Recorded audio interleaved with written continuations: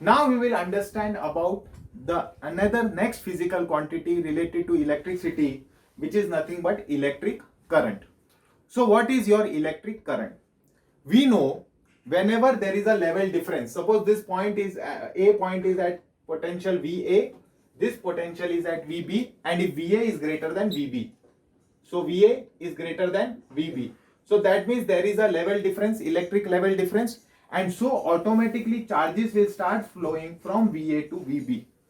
Okay, so when charges start flowing, it constitutes the electric current. So how do we define electric current?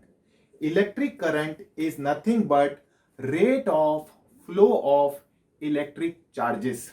What is electric current? Electric current is rate of flow of electric charges. Now what is the meaning of rate? Rate in physics, it means per unit time. So this means how many charges are flowing through any cross section area in unit time. 1 second, 1 minute. So in SI unit we consider it as 1 second. So the amount of charges flowing through any cross section area in 1 second is known as electric current. What is electric current? You can define it as rate of flow of electric charge through any cross section area of the conductor. And the same can be interpreted as it is the amount of charges flowing per unit time, or in SI unit it becomes per second. So the amount of electric charges flowing through any cross section area in 1 second is known as electric current. Okay. So now we have understood the definition of electric current. Electric current is number of charges per second. So we can say I is equal to, the symbol of current is I. I is equal to number of charges per second. So you divide by time. Okay. So suppose 100 charges are moving in 10 seconds. So how many charges will move in 1 second? 100 upon 10. So if your Q charges are moving in T seconds, then how many charges will move in 1 second? Q upon T. And this Q upon T is nothing but electric current. Now what is the unit of charge? It is coulomb. What is the unit of time? It is second. So what is the unit of current? It is coulomb per second. And that we denote is also, SI unit is also denoted by ampere. Okay. So what is the unit for electric current? It is ampere. In SI unit, the unit for electric current is ampere.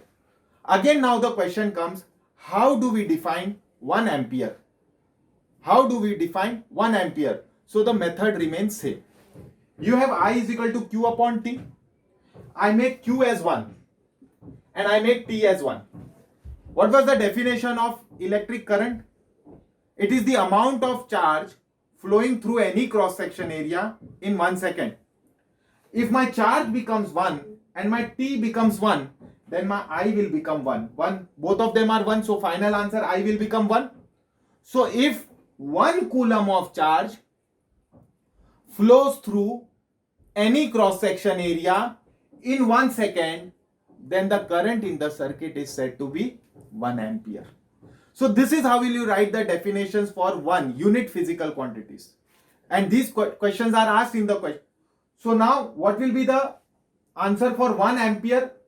In the formula, you will replace Q by 1 and T by 1.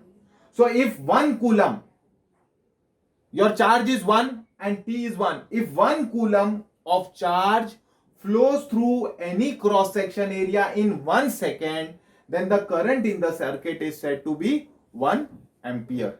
Okay, please note down this. So let us now summarize till now what we have studied in this chapter. With regards to electricity, we have studied physical quantity as charge. Its symbol is Q.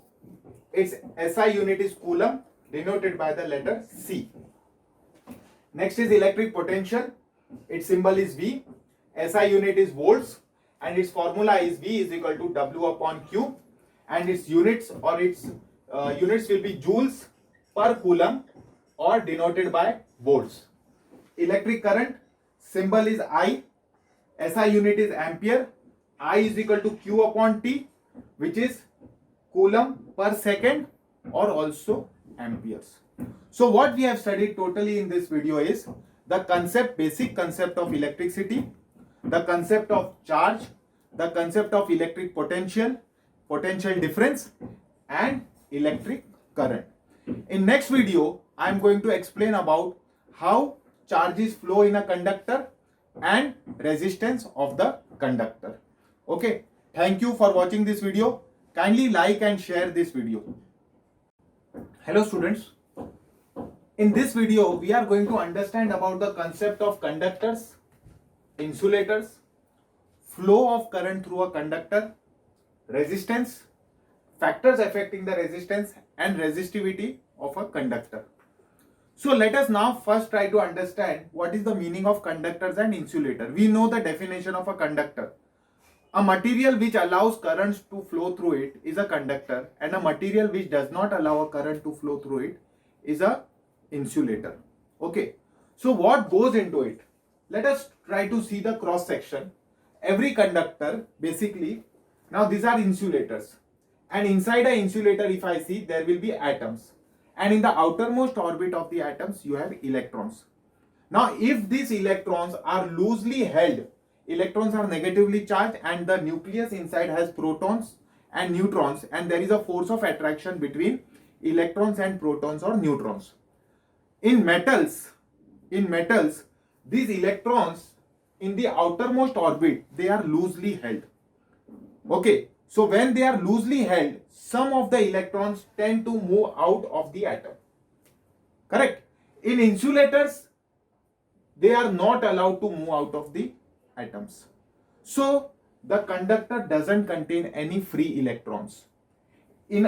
So the insulator, it will not contain any free electrons. Here in case of a conductor, some of the electrons from the outermost orbit, they will come out. So here you have the electron, they will come out. So the conductors will contain free electrons, but insulators will not contain free electrons. Now, what is a current? It is a flow of electrons. Here, this material is not containing any free electrons, so there will be no motion of the electrons, so there will be no current in the insulator.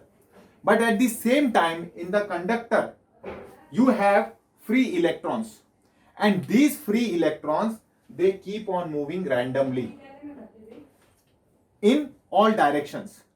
So this motion or this speed with which they move in all directions is known as drift velocity. As soon as I connect this conductor or to a battery, when I connect to a battery, this is a positive terminal, this is a negative terminal. Electrons being negative, they start flowing towards the positive terminal, and this constitutes the electric current. In case of insulators, because there are no free electrons, there will be no flow of electrons, and hence there will be no current. So insulators do not allow currents to flow through them. But in case of a conductor, there are free electrons. Some of the electrons from the outermost orbit, they come out, they become the free electrons. As soon as this conductor is connected to a battery, there is a potential difference created, and electrons will start moving. Electrons being negatively charged, they will start moving towards the positive terminal, and this constitutes the electric current. So actually, the flow of current is towards the positive terminal. The flow of current, because the electrons, as soon as I connect over here, all the electrons, they will start moving in this direction. They will start moving in one direction. Correct? So what is the direction of flow of electric current? It is towards positive. It is towards positive. So basically it is from negative to positive. But in conventional circuit diagrams, we always show the flow of electric current is from positive terminal to negative terminal. but actual flow is from negative to positive. And in conventional, whenever you are drawing the circuit diagrams, you have to show it from the circuit diagram. Flow of current is shown from positive to negative, but actually the flow of current is from negative towards positive. Okay. Hello students. Now let us try to understand the concept of resistance. Now what is resistance? First let us understand the definition of resistance. Resistance is the opposition to the flow of electric current. So if the electric current or if the charges are trying to move, somebody is trying to oppose it. It is not allowing those charges to flow. And this opposition to the flow of electric charges or the flow of electric current is known as resistance. Now let us try to understand the concept. Suppose this is a conductor and these are your electrons, and now they are flowing. In actual, what happens? You have this conductor, you have these atoms. Out of these atoms, free electrons have come out, so this become the ions. Correct? Now when these electrons are trying to flow, then these atoms which are present, or now they have become the ions. So these ions and the other electrons which are flowing, they are providing some opposition to the flow of the electrons. Here these electrons will be able to flow very easily, but in this case they will not be able to flow. Why? Because these ions and the other electrons will create an obstruction to the flow of those electrons which are flowing. And this obstruction is nothing but the resistance of the conductor. It is denoted, the resistance of the conductor, its symbol is R, its SI unit is ohm, and it is denoted by this symbol. Let us now understand the factors affecting the resistance of the conductor. We have now studied who is providing the resistance to the flow of the electrons. It is the other electrons which are flowing and the ions which are there, out from which the free electrons have come out. They are providing the opposition to the flow of the current. Correct? Now, if the length of the conductor increases, then automatically the number of ions will also increase. Correct? So that means more resistance will be offered. So if the length of the conductor increases, then the resistance increases. And if the length of the conductor decreases, then the resistance decreases.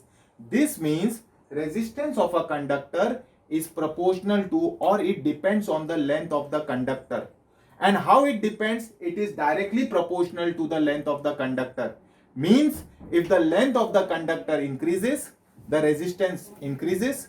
If the length of the conductor decreases, the resistance decreases. Now let us understand how resistance of the conductor will depend upon the area of cross section. As you can see, if the cross section area increases, then there will be more space available for the electrons to flow and they can flow easily. So what happens? Automatically resistance decreases. Correct? So if your cross section area increases, then your resistance decreases. And if your cross section area decreases, then your resistance increases. So if one quantity is increasing, the other quantity is decreasing, that means resistance is inversely proportional to the cross sectional area. So now resistance is directly proportional to the length of the conductor and resistance is inversely proportional to the area. If I combine both of them, I get resistance is proportional to length upon area. If I want to remove this proportionality sign, I have to introduce a constant, and that constant is known as rho. And this rho is nothing but specific resistance or resistivity of the conductor. So rho is equal to L upon A. So this becomes your resistance. Resistance is equal to rho L upon A. So what are the factors on which resistance depends? Resistance depends on the length of the conductor. If the length increases, resistance increases. If the length decreases, resistance decreases. So resistance is directly proportional to the length of the conductor. Resistance depends upon the area of the conductor. If area increases, resistance decreases, and if area decreases, resistance increases. So resistance is inversely proportional to the cross section area. Also, resistance depends upon the resistivity of the conductor. Okay, or it depends upon the material. So resistance depends upon the length of the conductor. It depends upon the area of the conductor or cross section area of the conductor. It depends upon the material of the conductor, and it depends upon the temperature as well. Okay. So now the resistance of the conductor is rho L upon A. From this we will try to find the units of rho, and we will try to define rho. Rho is nothing but specific resistance of the conductor. The value of R depends upon length, cross section area and temperature, but the value of rho for a given material always remains constant. The specific resistance of a conductor always remains constant irrespective of the length or cross section area. For different materials, the specific resistance is different. For copper it will be different, for aluminum will it be different. But for any length of copper or for any length of or area of copper, its specific resistance will always remain same. And if your conductor is having low specific resistance, then it will be a very good conductor. And if it is having high specific resistance, then it will not be so good conductor. Okay, so less is your specific resistance, more is your conductivity. And more is your specific resistance, less is your conductivity. So specific resistance for silver is the least. But we use copper as in our copper wires, in our house wiring, because copper is economical and it is abundantly available. Okay. Now, let us try to find out the units of specific resistance. We know R is equal to rho L upon A. Therefore, rho is equal to R into A upon L. What is the unit of resistance? It is ohm. Unit of area is meter square and length is meter. Meter gets cancelled. So, unit of specific resistance is ohm meter. Okay. Now, next important question is, how do you define specific resistance? What we will do, look at the formula. What is the formula I have derived for rho? Rho is equal to R into A upon L. If my A becomes 1 and my L becomes 1, if my A is 1 and my L is 1, then this whole part becomes 1. So, see, R is equal R into 1 upon 1, which will be equal to rho. So, rho will become R. Correct? So, my specific resistance is the resistance of the conductor when my length is 1 and cross section area is also 1. So how do I define specific resistance? Specific resistance is the resistance of the conductor provided of unit length. The length has to be 1 and the cross section area should also be 1. Then my resistance of the conductor becomes my specific resistance. Okay, please note down. So students, in this video we have understood the concept of conductors, insulators, resistors, factor affecting the resistance of the conductor and resistivity. Please go through this video again, try to understand all the concepts. In next video I am going to explain you about Ohm's law and resistances in series and parallel. Kindly like and share this video. Thank you.